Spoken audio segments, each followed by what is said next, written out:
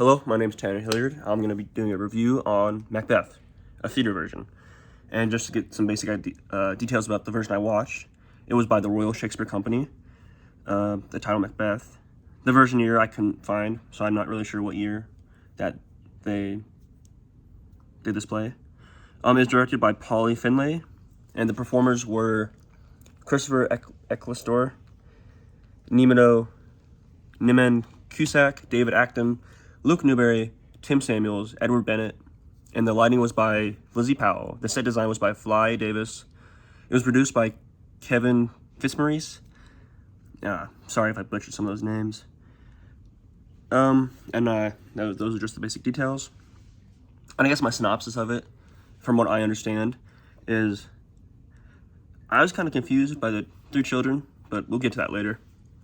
So Macbeth is told by the three little children that he will be king, and then as the play progresses, Macbeth then kills Duncan, who's the king, and then he is crowned king because Duncan's two heirs, or his one heir, leave the country.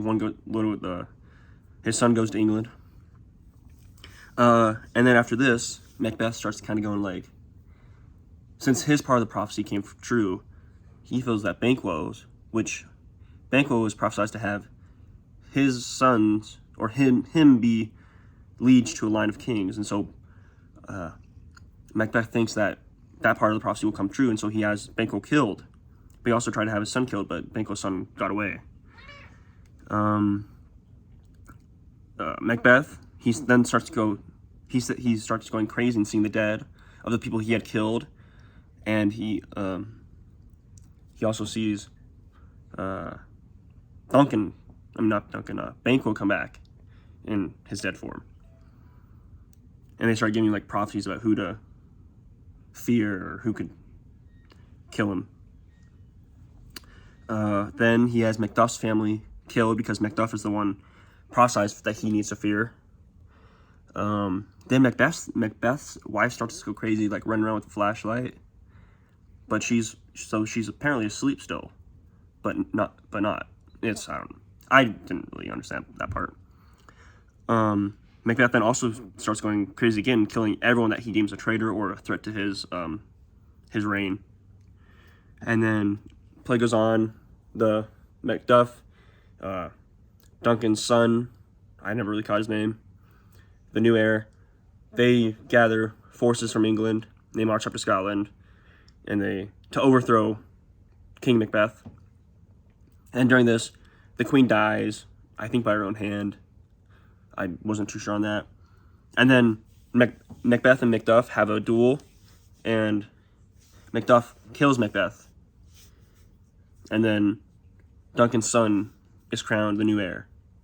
But then also, at the end, the three little children chant what they did earlier to Macbeth, to Fleance, who is Banquo's son, in kind of an ominous way. And so I was kind of confused about that part. And then here's some moments that I found that stood out to me were the very first scene with the children sitting around in a triangle, chanting with their little babies. I looked up the cast. They're apparently witches, but they're in pajamas. It's pretty interesting. And then when Malcolm I think is the son of Duncan. When Malcolm is crowned Prince of Cumberland, and Macbeth, Macbeth really wanted to be king, is when Malcolm was crowned Prince of Cumberland. Macbeth saw that as an obstacle to his throne, and that he needed to get rid of Malcolm. And then also another moment that stood out it was Macbeth's wife that kind of pushed him to be king and kill Duncan. And Macbeth was kind of back and forth on it, I don't know, I shouldn't do it, but then he gets he has all the power. And then after he does it, he's I shouldn't have done that. And his wife's it's fine. Macbeth actually killed the king because he was very on and off about it. Another part I found pretty interesting was that Macbeth turned on Banquo after becoming king. I thought those two were going to be brothers in arms, because that's how they appeared at the beginning of the play. And then also what I found really kind of like funny was the random door guy. He kind of like sat off to the side most of the play. He had sometimes that came in. It was kind of weird, but it was kind of amusing as well. Especially when Banco's character came in and he had the two guys that were there to kill him. He was standing behind Banco to like making the stabbing motion. I don't know. I thought that was kind of funny.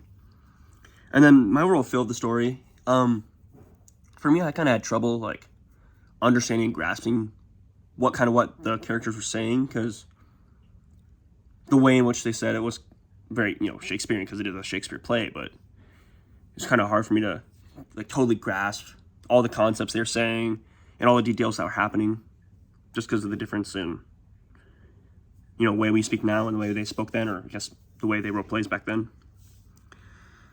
I guess another thing is I got 8 minutes into when I first started to watch the play, and I was understanding nothing. So I had to restart from the very beginning and make sure, okay, I need to pay attention to every little thing because of the difference in the way they speak.